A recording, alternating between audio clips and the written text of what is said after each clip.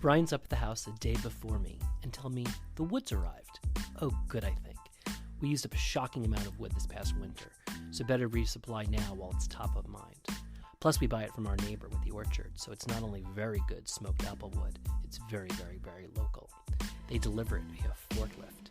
I forget all about it until I get up to the house myself and take the garbage out to the garage before bed. I walk in, and when the light pops on, there are 9 giant apple crates filled to the rim with hundreds, maybe thousands of pieces of chopped wood waiting to get stacked. I shriek and run back to the house. Cidiots may not know this and have to learn the hard way as we have. You need a lot of wood for these cold winters. We bought 1 cord the first winter and now buy 2. Each face cord is 8 feet by 8 feet by 8 feet. That's about 240 pieces per cord. And when you buy chopped wood, someone will deliver it for sure, but you have to stack it yourself, like with your hands. I bought gloves so I just don't get splinters and can move a little faster. We stack the 2 cords in the inset bays in our garage. 9 giant boxes is intimidating though. The good news is it's only April. If I stack 10 pieces a weekend, I'll be done by November.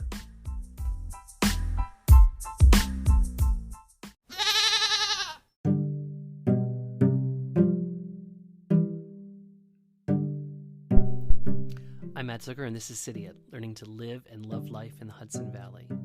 So excited for Season 2. I'm here with my new microphone, courtesy of my in-laws, and I have big plans. From what we cover to who we will meet. If you haven't already joined our Facebook group, please do so at facebook.com/CidiotLife. It's hard to think too far in advance, though, because spring came like this week. It actually came last month for a day, but then it snowed and ran away. I've also been in Chicago a lot for work, and I swear I was in a hailstorm in April. Now here in the Hudson Valley, though, it's all green on the ground. Well, green and mud. My sneakers weren't doing it, so I finally bought another pair of Carhartt mud boots. They're so nice, though. I really wanted to wait to wear them when the ground dried up. The best is being outside. We have a deck with table, couch, and a lounge chair, but it's really about being in the garden. There we have 6 Adirondack-style chairs we got from Wave Hill, and they're spread out in pairs. There's 2 by the side gate, 2 in the middle yard, and 2 in the far yonder, out by the hammock. Last year, though, we took outdoor seating to the next level. I bought Brian a bench for his birthday, and we put it out by the creek. He also bought a cafe table with 2 chairs and set it up in a nook. He even bought seat cushions, though the tags, I think, are still on them. Obviously, we haven't actually used it yet. One morning, we will coffee there. My favorite spot, though, is really the picnic table Brian bought from a neighbor. On days I work from home in good weather, I can sit there with my laptop, the Wi-Fi just extending far enough, and the background noise of birds for conference calls. Brian's out in the garden every day, much more active than I am. He moved the 2 apocinthus plants so that we protect each winter by bringing into the house. They're important since they're a carryover from the previous owner, so it feels like we're perpetuating a kind of continuity.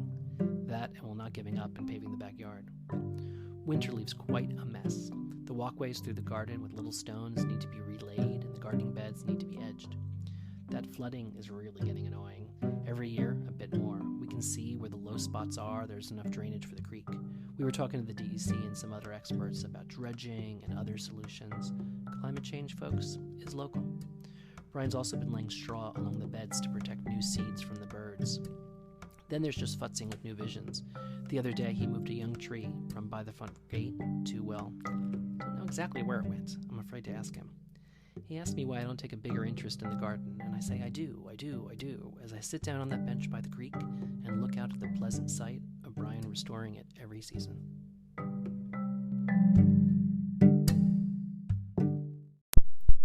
Winter into spring means chores and projects. We had a company come over to empty the septic tank. You're supposed to do it every 3 years. You have to dig up the yard a bit where it's located earlier, though, so it's ready for them when they arrive. The company is called, wait for it, Royal Flush.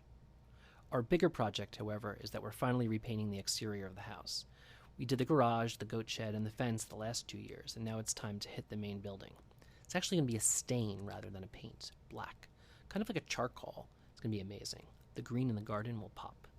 We haven't decided on the color of the front door, though. Brian did a bunch of samples on a slab of wood.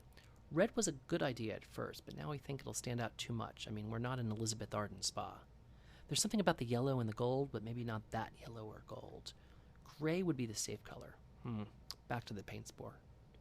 A thing to learn is you've got to be patient. Getting estimates is a challenge in itself. Getting to an agreement and a start date is another. We seem to be lined up with the right guy and the right price. We've got our fingers crossed it'll start in a few weeks, but if I never mention it again, you'll know why.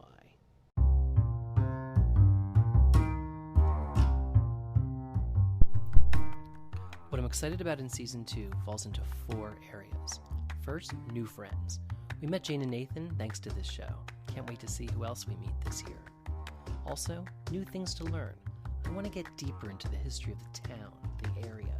I'm reading History of the Hudson River Valley right now, but I want to get up close to stories behind street names and property and real local lore. There's new events too.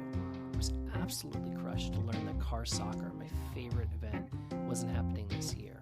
It's when in the giant field in Red Hook on a Saturday, there's a huge game of soccer. There's a giant plastic ball, demolition cars as players, and excavators as goalies. The whole town turns out with a DJ, the Boy Scouts, and of course a fire truck just in case. When I didn't see the schedule, I asked in the Facebook group and learned that the guy who ran it suddenly passed away, and there wasn't time to find someone new to pick it up. But new events do pop into place. Dutchess Tourism Week starts May 7th, and the amazing Jeanette we know, the hostess at the Tivoli Hotel on the corner, is a finalist for hospitality. Go Jeanette. There's no podcast category. Well, not yet. New recommendations will come too. We keep suggesting things we like. Over the winter, for example, we discovered Hamilton and Adams, a cool boutique in Kingston. And through them, we found the Farmhouse Project, which sells beautiful things for hosting on their website. Part of getting to know places is also meeting the owners. I've learned to always say hello and introduce myself. Cidiot's going bigger. You'll see in our Facebook group the new logo. Our friend Ryan Carl, a great graphic designer, created it. We'll talk about it more in